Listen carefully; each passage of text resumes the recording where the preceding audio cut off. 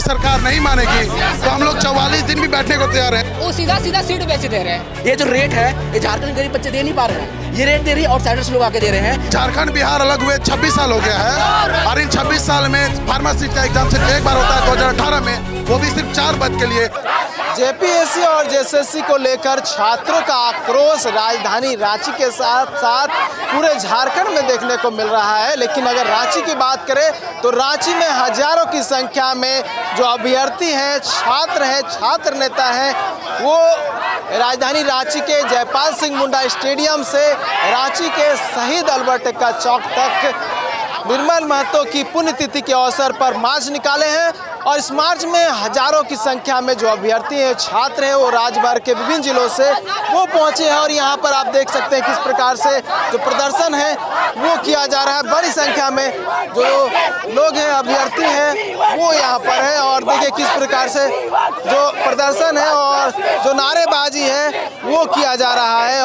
और ये आज का नज़ारा नहीं है, जबकि बात करें तो ये 15 दिन हो चुका है। 15 दिन इस प्रकार का नज़ारा जो है हमें राजधानी रांची से देखने को मिला है और आज भी इसी प्रकार का जो नज़ारा है वो देखने को मिल रहा है। अभ्यर्थी है, कुछ बात करेंगे।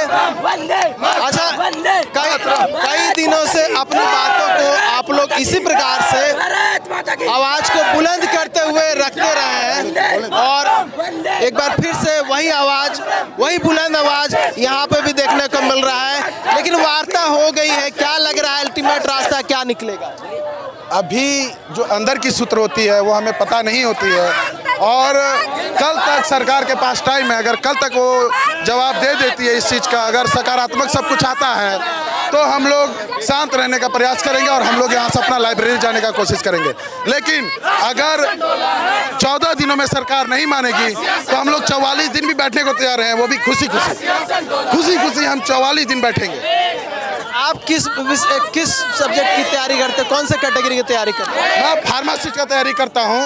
अगर मैं आपको बताऊं झारखंड की इतनी गंदी सच्चाई है कि झारखंड बिहार अलग हुए 26 साल हो गया है और इन 26 साल में फार्मेसी का एग्जाम सिर्फ एक बार होता है 2018 में, वो भी सिर्फ 4 पद के लिए और आज तक एग्जाम नहीं हुआ है। तो मैं ये सरकार से जानना चाहता हूँ कि आखिर जब 26 साल से कोई फार्मासिस्ट बैठा नहीं है हॉस्पिटल में तो फिर हॉस्पिटल चल कैसे रहा है? ये चीज सरकार को सोचनी चाहिए। कितनी शर्मनाक होते जा रही है कि एक प्रतिष्ठित प्रतिष्ठान से फार्मासिस्ट किया हुआ स्टूडेंट बैचलर ऑफ फार्मेसी अभी तक सिर्फ जस्टिस की मांग कर रहा है और सरकार सोई हुई है। आप क्या की तैयारी करते हैं? देखिए, मेरा नाम बबलू कुमार है, मैं हजारीबाग से आया हूँ। ठीक है, मैं यूपीएससी और जेपीएससी दोनों की तैयारी करता हूँ। मैंने इस बार 19 अप्रैल को एग्जाम हुई थी रेगुलर, ठीक है, JPSC regular vacancy civil services की, वो मैंने क्रैक किया था, प्री क्रैक किया था। उसका मेंस 25 से होने को था, इस 25 से, ठीक है। और एक और बैकलॉग एग्जाम हुई थी 45 सीट्स के लिए, ठीक है, वो भी एग्जाम उसके जस्ट 1 मंथ के बाद हुई थी, वो भी मैंने क्रैक किया हुआ है। दोनों का मेंस था, बट पता चलता है कि सारी सीटें बिकी हुई है। ठीक है सर, मुझे इतना बताएं, जब हमारे कॉन्स्टिट्यूशन में ये अधिकार दे रखा है, प्रीएम्बल में लिख रखा है इक्वालिटी ऑफ अपॉर्चुनिटी, आप अपॉर्चुनिटी किसे डिसाइड कर रहे हो? पैसे से, ठीक है। ये भी रखा 60 में दे रखा है अपॉर्चुनिटी इन पब्लिक एम्प्लॉयमेंट, आप इससे बेच रहे हो सीटें, इससे मेरिट बेसिस पे नहीं जा रहे हो, मेरिट बेसिस पे नहीं जा रहा, ठीक है। उसके बाद आप इसकी वजह से क्या करोगे? एफिशिएंसी जो आर्टिकल 335 में दे रखा है, ये एफिशिएंसी रखना है एडमिनिस्ट्रेशन में, आप वो ब्रीच कर रहे हो। ये ब्रीच करने के बाद अगर यहाँ इनएफिशिएंसी होगी, ये सर्कुलेशन चलता रहेगा तो झारखंड जाएगा कहाँ? दूसरी बात जेपीएससी कॉन्स्टिट्यूशनल बॉडी है, ठीक है। आर्टिकल 315-323 में दे रखा है कि हर स्टेट में एक पब्लिक सर्विस कमीशन होगी, ठीक है।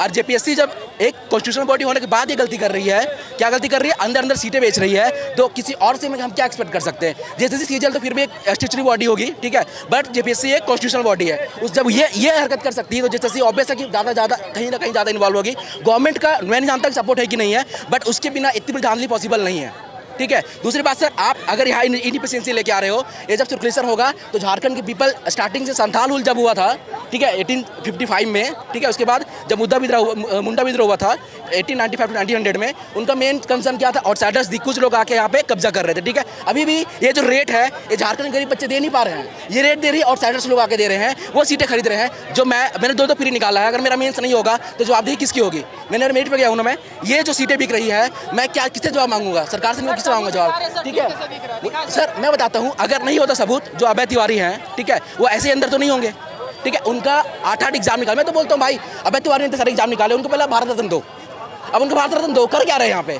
इतने अनुभवी आदमी हैं, उनको पहले इस साल नॉमिनेट करो भारत रत्न के लिए, या तो और भी जितने भी अवार्ड्स हैं, पद्मा अवार्ड्स हैं, उनको नॉमिनेट करो। और यहाँ तक कि आर्टिकल 18 में दे रखा है कि टाइटल नहीं लगा सकते हैं अवार्ड्स को, ठीक है। मैं बोलता हूँ उनको टाइटल भी दो, सब कुछ दो उनको। भाई 10 एग्जाम निकाला है, वो कर क्या रहे हैं? उनको यहाँ उनके बनाओ, मूर्ति बनाओ यहाँ पे, ठीक है।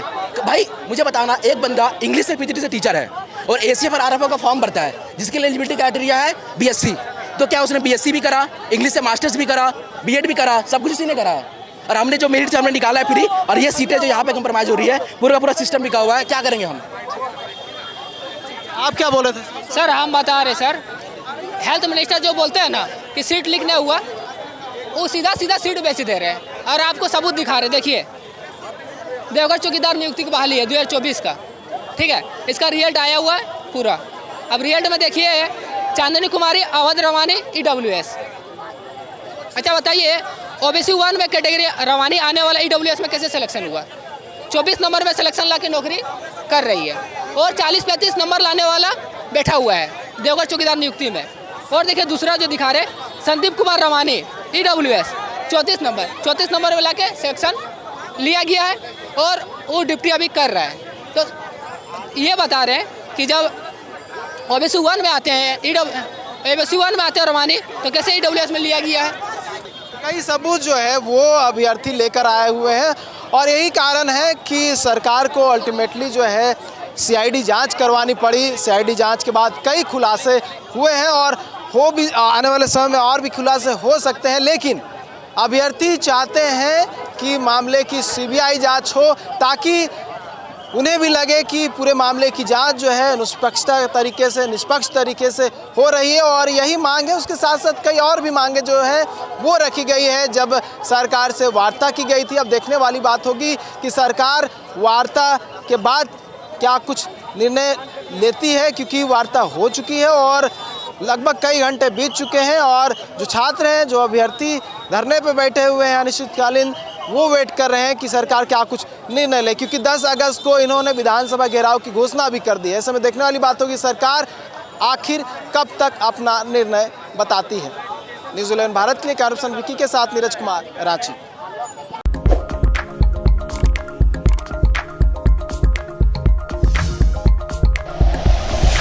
Like and share videos, subscribe करें हमारा चैनल और प्रेस करें बेल आइकॉन। न्यूज़ 11 भारत, सच है तो दिखेगा।